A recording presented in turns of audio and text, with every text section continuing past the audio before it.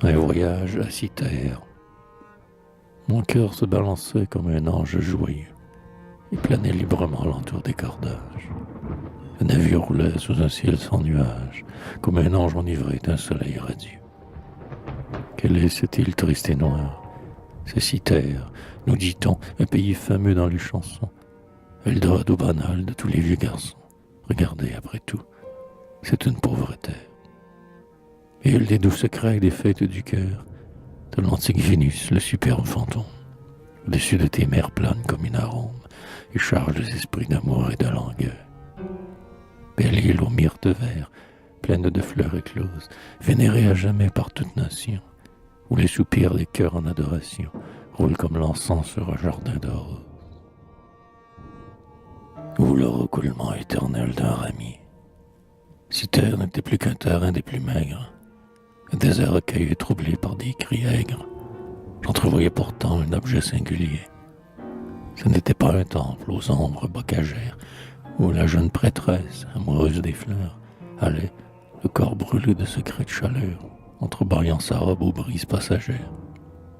Et voilà qu'en rasant la côte d'assez près, pour troubler les oiseaux avec nos voiles blanches, nous vîmes que c'était un gibet à 3 branches, du ciel se détachant en noir comme un cyprès. De féroces oiseaux perchés sur leur pâture détruisaient avec rage un pendu déjà mûr, chacun plantant, comme un outil, son bec impur dans tous les coins saignants de cette pourriture.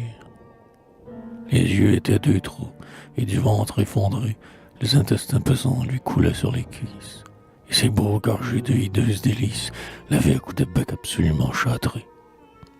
Sous les pieds, un troupeau de gelous quadrupèdes, les museaux relevés, tournoyaient et rôdaient. Une plus grande bête au milieu s'agitait, comme un exécuteur entouré de ses aides. Habitant de Cythère, enfant d'un ciel si beau, silencieusement tu souffrais ces insultes, en expiation de tes infâmes cultes et des péchés qui t'ont interdit le tombeau. Ridicule pendu, tes douleurs sont les miennes. Je sentis à l'aspect de tes membres flottants, comme un vomissement remonté vers mes dents, le long fleuve de fiel des douleurs anciennes. Devant toi, pauvre diable aux souvenirs si chers, j'ai senti tous les becs et toutes les mâchoires, des corbeaux lancinants et des panthères noires, qui jadis s'aimaient tant à triturer ma chair. Le ciel était charmant, la mer était unie, pour moi tout était noir et sanglant désormais, hélas, et j'avais, comme en un suaire épais, le cœur enseveli dans cette allégorie. Dans ton île, ô Vénus, je n'ai trouvé debout qu'un gibet symbolique où pendait mon image. Ah, Seigneur, donne-moi la force et le courage de contempler mon cœur et mon corps sans dégoût.